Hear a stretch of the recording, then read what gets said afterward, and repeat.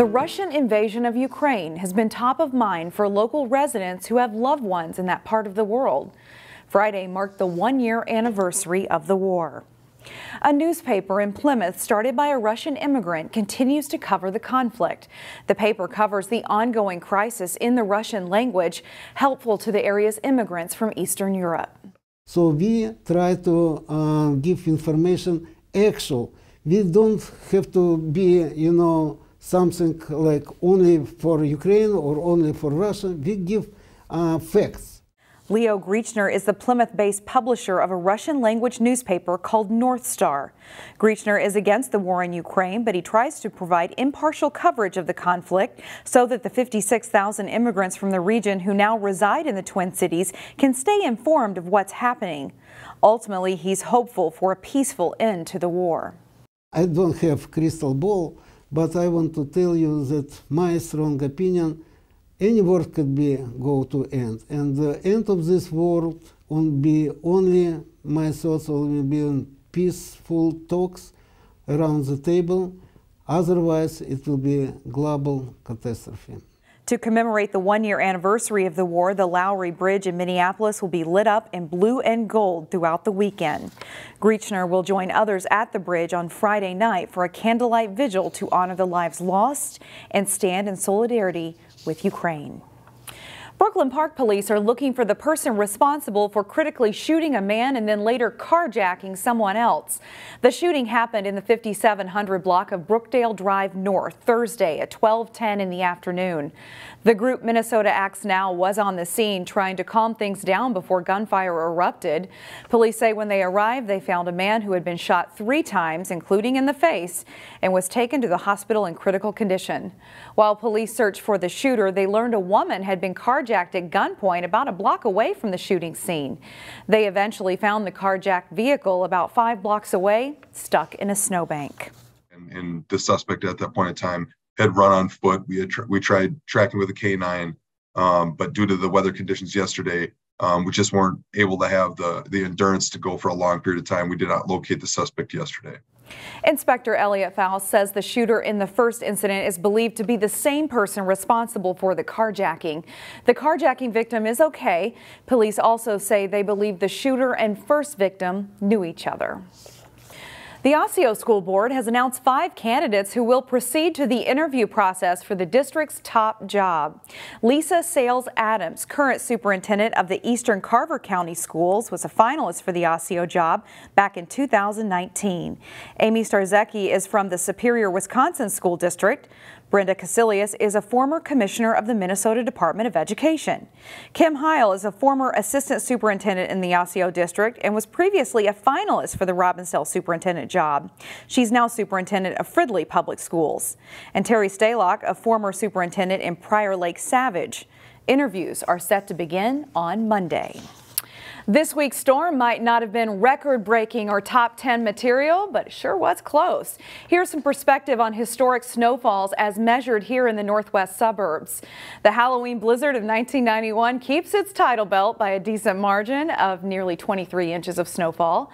Number 2 was the April 2018 storm dubbed the Thunder Blizzard that produced nearly 19 inches. That's followed by March of 85 and March of 2007. Both of those had more than 15 inches each. You may be surprised to learn that the number 5 all-time snowfall occurred last month. That storm, which lasted several days just after the new year, was dubbed the Big Mess by the National Weather Service. So where did this week's storm rank? It came in number 12 on the list.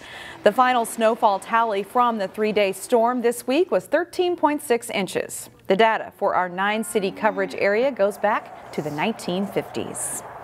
All of the snow may be the perfect backdrop for bird watching. The activity rose in popularity due to the pandemic, and as Delane Cleveland reports, one local man says it's not only allowed him to explore nature, but it's also improved his mental health. In the heart of Plymouth, there's tons of different local parks, but this is one that I've been gravitated towards. Parker's Lake Park serves as a go-to spot for anyone who wants to get outside, even in the middle of winter. But there's something else that draws Dan DeBon here. There's a great wooded region around this corner where you get all sorts of woodpeckers. Downy woodpeckers, hairy woodpeckers, red-bellied woodpeckers are all that I've just seen in my passing through here.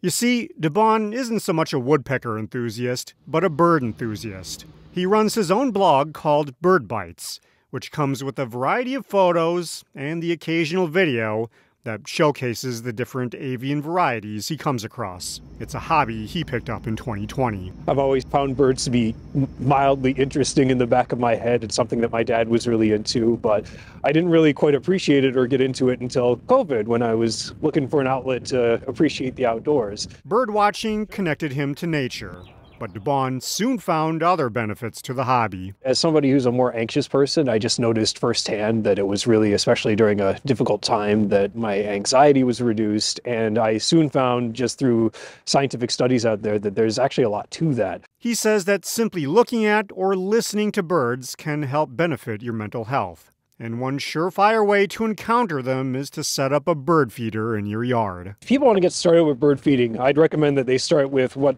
we call a hopper feeder. Basically anything that has a roof on it like this. There's also tray feeders you can set on the ground or hang off your balcony, and one specifically designed to keep the squirrels away. There's dozens of different types on the market, but they're going to have the same concept where if a squirrel lands on something like this, it's weight sensitive and it's going to close, they can't get in there. But a bird is going to be totally fine. It's a hobby that doesn't cost a lot of money and makes your outdoor strolls a little more interesting. Bird feeding and bird watching is kind of like Pokemon in real life, because you see there's hundreds of species, and it's kind of a way to tap into that way of just keeping track of different things in the wild, and I think that's pretty cool. In Plymouth, Delane Cleveland, CCX News.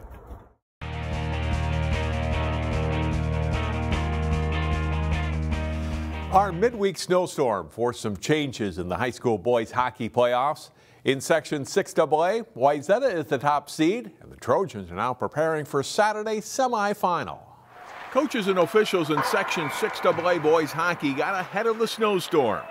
Instead of moving Thursday night's scheduled section quarterfinals back, they moved games up 2 days. And Wayzata took care of business with a 9-1 win over Hopkins late Tuesday afternoon. Yeah, it was really nice, you know, the snow coming in early, getting us that game early. Now we got some more time to prepare for the next game, you know. We got some good energy in that game. We came out quick, and it was nice to get some of our younger guys more experience in that first game. Now they're ready for the next. A 7-0 victory over Edina last Saturday helped push the Trojans to the #1 seed in the section, ahead of the Hornets and 3rd seed Benilde St. Margaret's. After a 5-game winless streak mid-season, the team feels good about their play right now. I think we're getting pucks on net pretty well. We're competing, and then also just the spirits in the locker room, and then just community. We're feeling good right now. We've had some goals and kind of up throughout the lineup too, not just one guy scoring, which has been really good for us. Obviously in the playoffs, that's the biggest thing, is trying to get some good matchups and scoring throughout your lineup. And moreover, like I've been telling our guys, like timely scoring, you know, getting one early, or maybe one after they get one, or stuff like that. The semifinals and championship games in 6AA are all played at Bloomington Ice Garden. Cozy atmosphere for playoff hockey. Cool thing about Big is there's seats on both sides, same as Braemar. So you kind of have that back and forth on each side of the fans, and we'll have the band there, which is really fun, and kind of old school, high school hockey. And the Trojans believe they have the right combination of scoring, defense, goaltending, and depth to make a deep playoff run. It continues Saturday afternoon with a semifinal date against Holy Angels. Yeah, no, there's no overlooking Holy Angels. They have a lot of skilled players up front. We just got to bring our game when Saturday, and then whatever happens after that happens. The Providence Academy girls basketball team has reeled off 23 straight wins after an 0-2 start to the season.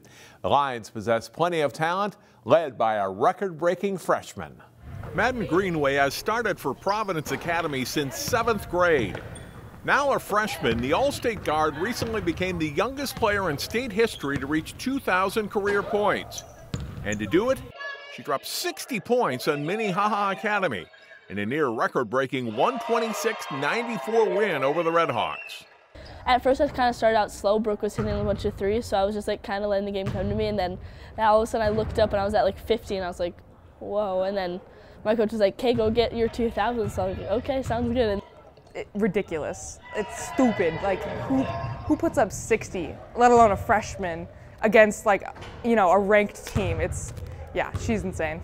It seemed pretty efficient to myself too. I mean, she didn't break a record for field goals attempted or anything like that. Very efficient scoring night for her, which is pretty special. And then other kids stepped up too. Grace Counts had a 20-point triple-double. Brooke Honecker had 21 points off 7 threes. So big contributions from everybody.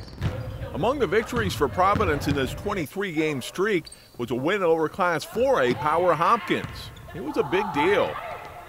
That was so fun. I mean, it's so cool because they're just, I mean, obviously they're Hopkins. There's such good competition, and pull that off with, you know, your best friends on like a team, small 2A school. I mean, it was really cool. And it was a really big confidence boost. You know, we've always just said we want a chance against the best. Give us an opportunity to play anybody. And when we got that chance, I said, girls, we can play. This isn't a blowout. This is a team that we can compete with. As they roll into the postseason, Class 2A's defending state champions are playing well. Right now, we're kind of coming together at the perfect time and playing well. We know when someone's having a good game or like when to hit them. So I think we're catching our stride right at the right time. Providence Academy will host a playoff game in the Section 5 2A tournament Saturday, March 4th. In Plymouth, John Jacobson, CCX Sports.